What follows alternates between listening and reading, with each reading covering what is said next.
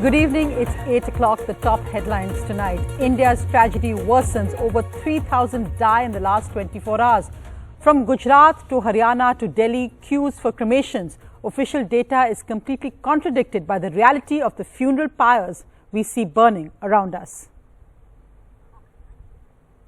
Oxygen supplies slightly more stable in Delhi, but now in Gurugram there are huge problems. From Agra, the truth of the no oxygen shortage claim of the Chief Minister. Meanwhile, 1 lakh oxygen concentrators are cleared by the PM Cares Fund. They will be bought. Also, 500 oxygen plants to be built by May from the PM Cares Fund. It's May Day for many states as vaccinations for all adults are to begin from the 1st, as most states say they don't have the stock to begin on that date. Meanwhile, Co-win portal concerns over appointments as states' data not up yet, and Serum Institute announces that the Covishield price will be reduced from 400 rupees to 300 rupees. States say that's not enough.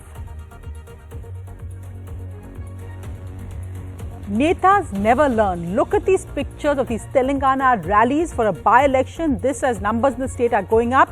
Meanwhile, in West Bengal, a dead candidate's wife files a case against the Deputy Election Commissioner. A major earthquake in Assam, 6.4 on the Richter scale. Cracks emerge even in paddy fields at the epicenter. Luckily, so far, no reports of people having been killed.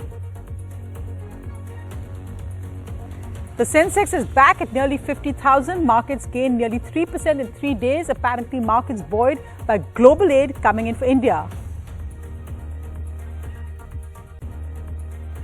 And our top story is, of course, on the COVID pandemic. India has reported the highest COVID cases and deaths once again in the last 24 hours.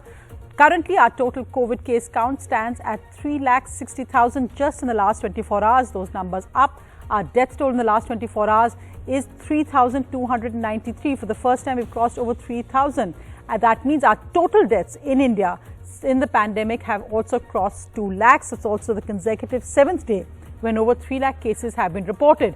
Let's also look at vaccination in the last 24 hours. Well, it's 25 lakhs 56,000, but that still is way below numbers that we need to be at if we want to get our population protected against the virus. Meanwhile, the World Health Organization said today that the Indian COVID variant has been found in at least 17 countries. Let's just focus a little bit more on that figure of deaths just crossed 3,000. Look at the weekly death rate rise. As India crossed another grim milestone of 3,000 deaths, what is worrying is that the weekly death rate is rising. So this isn't a one-off. Experts say there's approximately a 2-week lag between cases. So for instance, we've got 3,60,000 cases now. The deaths will actually show up 2 weeks later. So in this graphic, we've actually adjusted the daily deaths against what cases were 2 weeks ago. For example, the weekly average of deaths now is over 2,600. And 2 weeks ago, the cases were averaging a little over 1,50,000. Which is why we see that death rate of 1.7% today. But if you compare it to 3,60,000, that will be different.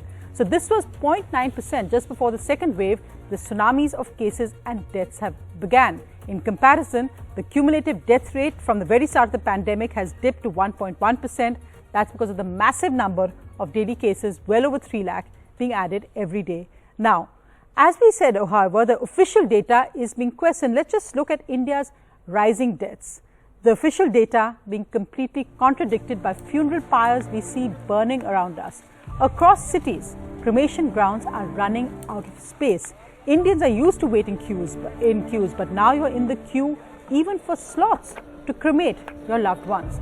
In Surat in Gujarat, India's diamond capital, a chimney at the funeral ground has actually melted because of the excess load of pyres. In Gurugram, bodies are being cremated in parking lots. Multiple bodies are being cremated on one pyre. Across India, there's grief and anger as everyone loses their loved ones.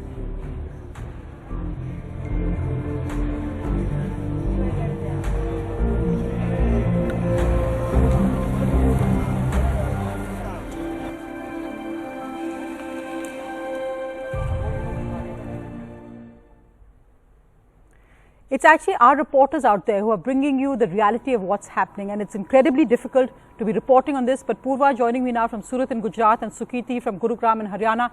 Purva, over to you, because in fact, the crematoriums in Surat have been working non-stop, but the official figures here seem really minimal. Only 26 deaths are official figures. What's actually happening behind you where you are now?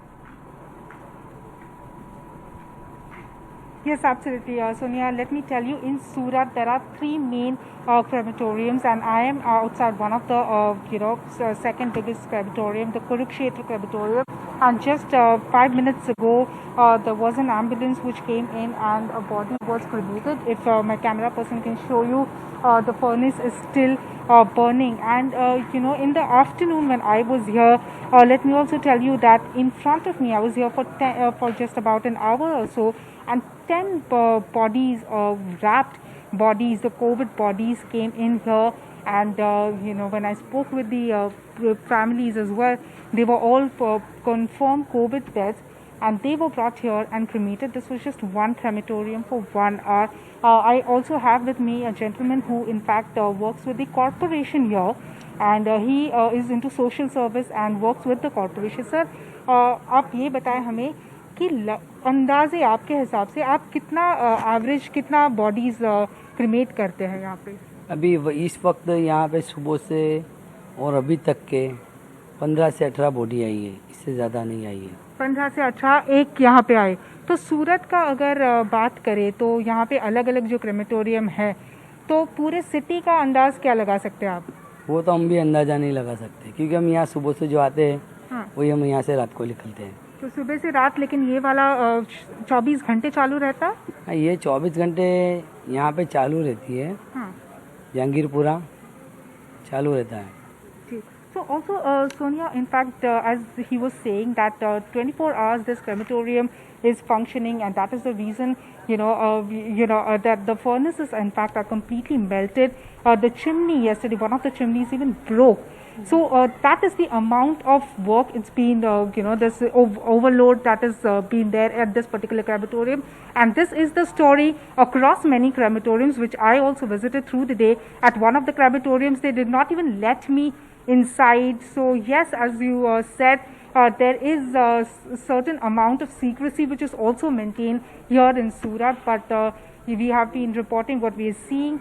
And as I mentioned in the afternoon, in just 1 hour, I saw like 10 bodies came in, and this is also the case through the day. Thank you, Purva. And of course, as we report this, really, the human lives lost behind each dead body, each funeral pyre we see there. And in Sukirti, we know now that in Gurugram, again, cremation grounds just overwhelmed. People from Delhi coming there, people from Delhi and Gurugram actually waiting up to 2 days to get a slot to cremate their loved ones. Tell us what is actually happening.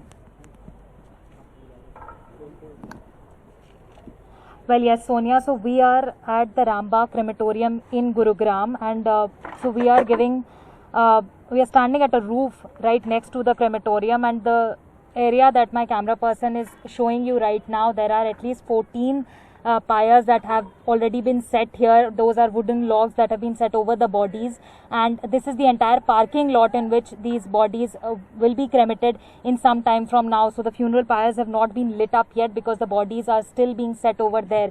This is the outer area. If my camera person will pan to right behind this parking lot is the actual crematorium, where you can see certain funeral pyres are still lit.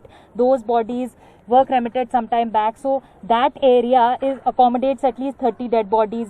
Because they've run out of that space, so this outer parking lot is being used. At least 90 dead bodies were cremated here on Monday, 60 yesterday, and even today there are at least 30 in the inner main area that have already been cremated, and that is why there are at least 14 additional dead bodies in the parking lot that are about to be cremated. Also, one more thing we'd like to point to our viewers, this is right in the middle of a residential area, a crematorium that is functioning 24/7. There are dead bodies of COVID patients being cremated here all around the clock, and that is why a lot of these residents have been inhaling this smoke throughout the day, and they've never seen such kind of circumstances unfold before.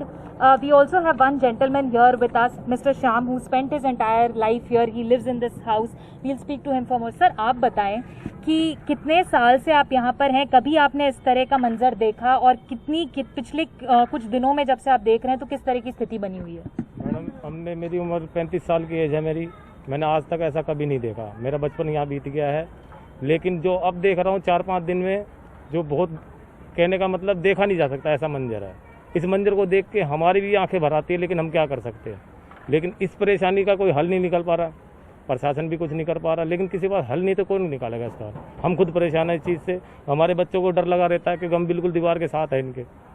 अब ये dead body अब जलेगी, इनका धुआं हमारे घरों में जाएगा, बताओ हम कैसे खाना खाएंगे और कैसे रहेंगे। हमारे सांस भी नहीं आता है। अगर बाई चांस हमें कोरोना हो गया, हम तो गरीब आदमी हैं, हम किसके पास जाके इलाज करवाएंगे। So this is how problematic this is for people who've lost their dear ones, for those as well, and also those who live right next to these crematoriums and are watching these dead bodies being cremated round the clock.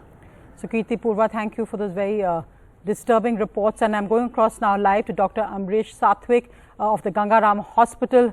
Really, Dr. Satwik, we heard that man saying he's never seen this in his life. This is something none of us have seen in our lives. But tell us, for a doctor, what is it like going through this right now in what's become the world's COVID capital, and what's happening in Delhi replicated in so many other cities? I think these scenes of suffering are absolutely disturbing, and it's dreadful that because of data suppression and data fudging, particularly in some states, you have a situation where wood used for pyres, funereal pyres, is serving as the proxy and surrogate for the number of deaths. It's completely unfortunate. What is it like? Because I think, Dr. Satwik, another crisis which is being underreported is what's happening currently in our hospitals, because we've heard of doctors, nurses falling unwell, doctors and nurses being the target of anger of patients who don't know what to do when they're not getting beds or oxygen supplies. So in that sense, if you're going to see this situation continue for, say, 2 weeks, how is our health infrastructure and all of you actually holding up? Well, all hospitals are working at augmented capacity. Our emergency rooms are full. There's scarcely a place to keep a stretcher. All the oxygen points are taken. It's heartbreaking when doctors in emergency rooms have to refuse patients. So as someone had pointed out, the sick can't get into hospitals, the dead can't get into crematoria. It's absolutely horrific. But what I'd like to say is that I think this is also the time to kind of rationalize our resources, because what's happening is that a lot of these cases of moderate COVID who then progress to severe COVID need constant investigations. And for want of investigations, for want of resources in laboratories, kits are running out, they can't get their blood tests done. The turnaround time for investigations is turning out to be 3 or 4 days. So patients who are having a deterioration and a decline in their condition can't get to hospitals in time. So I think it's about time that that all doctors should also start rationalizing and not indiscriminately prescribing blood tests for every COVID patient, because what ends up happening is that even you have a mild case of COVID, it's entirely possible that your physician might prescribe a whole set of tests, and that just adds up to the system and clogs it completely. Absolutely. And Dr. Satwik, again, we're talking about Delhi, which is probably the best equipped city in India as regards medical infrastructure. That's the situation. So we can't imagine, or we know actually what our reporters are telling us about what's happening in UP, Bihar, many other states with medical resources. But what is the key area to focus on now? We've seen focus on oxygen supply for the last, say, 2 or 3 days. We're seeing some movement there. But the issue of creating more ICU beds, ventilator beds, and also finding personnel to actually man or woman them. What's the big focus that we all need to work together on right now? Look, I think capacity is being augmented by the central government and the state government. And I'm sure they're doing all the right things, and it's beyond my pay grade to speak on that. But I think this is the time for all of us to completely double down on non-pharmacological interventions. What's happening is that these variants which are driving the surge currently are extremely transmissible. So household infections are really, really raging. So if you've got one person who's positive in a family, everybody ends up getting, turning positive. So you have to concentrate on non-pharmacological interventions. And I think a certain amount of education and literacy in terms of dynamics of transmission is very essential, particularly in terms of visual communication and messaging about how this virus is airborne and can stay in unventilated spaces for a long time. So how should primary caretakers in households protect themselves? Because if everybody falls sick, nobody ends up getting any care. So I think a lot of attention should be focused on messaging and communication for stopping dynamics of transmission, because this virus can only move from a human to human. So if you physically block transmission, you can achieve a lot. And this is the time to double down on that sort of messaging, particularly for affected households. Absolutely, because we're seeing lockdowns, but you're right, family areas are still an area which is potentially very, very infectious because you are without masks there, despite what Dr. Paul said. But finally, I mean, as a doctor, as an Indian, in a way, we still don't seem to realize the magnitude of what we're actually going through. I mean, this is India's worst ever health crisis. But for instance, as I speak, in Delhi tonight, there's an IPL match going on, which will have ambulances and medical staff on. As I speak, there'll be a by-election happening somewhere in India, or a panchayat election, or counting results. We seem to be in so many different parallel planets. Would you like, as a doctor, as an Indian, what would you say today? Well, I think, look, our disastrous unpreparedness has been exposed. And that's something we must consider. And you know, you're at a point where you have to concentrate on judicious allocation of scarce resources. So whatever resources you have, they have to be rationalized, and you can't afford to kind of squander manpower and other things. But also, it's very important not to suppress data at this point, particularly because it's important in planning. There might be a third wave, and if there's data suppression, it affects planning, because you don't know about resource allocation if you don't plan. You know, the super model for growth of the pandemic that was guiding the government policy in October 2020 completely failed, and therefore we were unable to prepare for this. And therefore, I think data fudging, data suppression shouldn't, you know, should never happen, so that resource allocation in the future is most optimal. Dr. Satwik, thank you very much for joining me this evening, for setting out your perspective so crucial at this time. Thanks very much. We'll just go on to what the other big headlines are tonight. And 1 lakh portable oxygen concentrators will be procured from the Prime Minister Cares Fund, the Prime Minister tweeted today. Also, 500 more oxygen plants based on technology developed by the Defence Research Organisation has been sanctioned under the PM Cares. But this will only come up in 5 months. But it's great to have it in place even then. The Prime Minister said this would greatly augment the supply of oxygen near demand clusters and tier 2 cities. Because if you look at what's happening currently in Uttar Pradesh, look at what's happening in Agra's private hospitals, where again, hospitals and patients are begging for oxygen. The city of love has come to this. Despite the UP Chief Minister's claim that there is no oxygen shortage in the state, a lot of private hospitals in Agra are running low on oxygen, and worried relatives have gathered outside.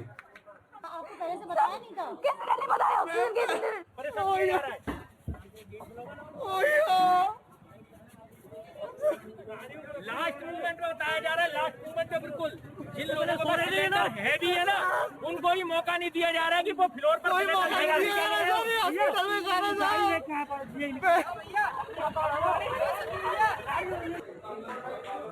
There are many mourners at Agra's Shahid Nagar Upadhyay Hospital.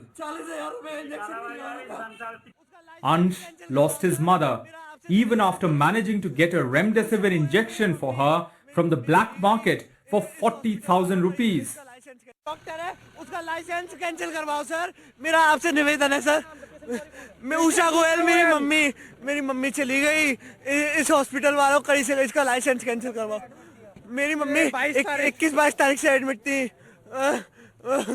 यहाँ पे कोई oxygen नहीं है। सुबह से हम लोग कल से इनफैक्ट भाग रहे हैं, कल सुबह से 6 बजे से हम लोग सब लोग परेशान हैं। यहाँ पे कोई टैंकर कुछ भी नहीं है, हमारे मरीज मर रहे हैं रोज। Ramveer Yadav has been in hospital for the past 16 days. His relatives are worried. आपका क्या नाम है? सरकार की नौकरी की है और छोटे-छोटे बच्चे हैं, हम कहाँ ले जाएं? कहाँ के रहने वाले हैं? वो तो उनका बेटा पुलिस में नौकरी कर रहा है, वो नहीं आ पा रहा है इलेक्शन की ड्यूटी करके। कहाँ के रहने वाले हैं? शुकाबाद के। कितने दिन से ड्यूटी में लगा हुआ है, वो नहीं आ पा रहा है। Agra needs 37.5 tons of oxygen. On Monday, it got 3.5 tons from a Mathura refinery, and on Tuesday, another 10 tons. जैसा आप पीछे देख रहे हैं, जो हमारे 6 मेजर हॉस्पिटल्स हैं जिनके पास लिक्विड ऑक्सीजन होता है, यहाँ से हम उसको भेज करके उनके टैंक में भरवा देंगे अभी। इसके अलावा एक और हमारी 16 MT की ट्रक जो है मोदी नगर से पिछले 2 घंटे पहले निकल चुकी है, स्टार्ट करके देश में इसके पहले कभी भी इंसान की जान बचाने के लिए इतने बड़े पैमाने पे ऑक्सीजन की जरूरत नहीं पेश आई थी। भले उसके लिए पर्याप्त ऑक्सीजन हो, लेकिन उसका ट्रांसपोर्टेशन एक बहुत बड़ा मसला है, जिसकी वजह से बड़े पैमाने पे उसकी किल्लत बरकरार है। आगरा में नसीम और कैमरामैन राजेश गुप्ता के साथ कमाल Khan, NDTV India.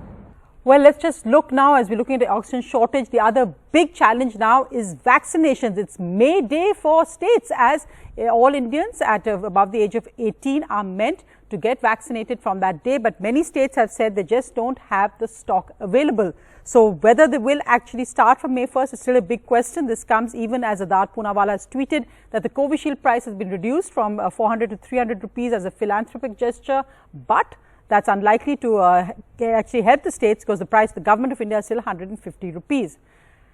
And the latest on CoWIN, well, the application, the CoWIN app opened up for all adults above 18 today, but there were many malfunctions. The site crashed because apparently 27 lakhs hit a minute were too much for the portal. So many people reported glitches. The server crashed. The 18 plus registration did not say open. Centers were unavailable. This was all coming up with the users on social media saying they can't log in, but the government's clarified and said that many states haven't actually uploaded their centers or data yet because they don't know what the vaccines. So some have managed to book it, but it's still some issues, though a large number actually registered today. Well, meanwhile, some politicians never seem to learn. So look at what's happening in Telangana, where there's a crucial by-election scheduled. There are huge rallies being done by all parties. Just look at these pictures. This despite the fact that the numbers in Telangana have actually been rising. There's been a surge in cases here, but just look at those pictures of huge crowds of the BJP, of the TRS and the Congress also holding roadshows in Telangana on the last day of campaigning. This as a candidate, a Trinamool candidate's wife who actually died tragically because of COVID, filed a murder charge against the Deputy Election Commissioner and the Election Commission. Her husband was Kajal Sinha, who died on the 25th of April of COVID. The wife says that this is murder by negligence, deliberate and intentional omission, and said that, as asked who is liable for her husband's death, she's named Deputy Election Commissioner Sudeep Jain in her complaint about her husband's death. Well, a quick look at markets, which like the IPL seems to be on a different planet with this current COVID pandemic, because markets have gained over 3% in 3 days. The Sensex surged 789 points, ending today at nearly 50,000. The Nifty gained 211 points, closing at 14,864. Banking financial shares led the gains. The Nifty Bank up, as was the Nifty Financials. Experts say strong quarterly earnings are boosting sentiment, and support from abroad. India's COVID battle is keeping the market mood upbeat.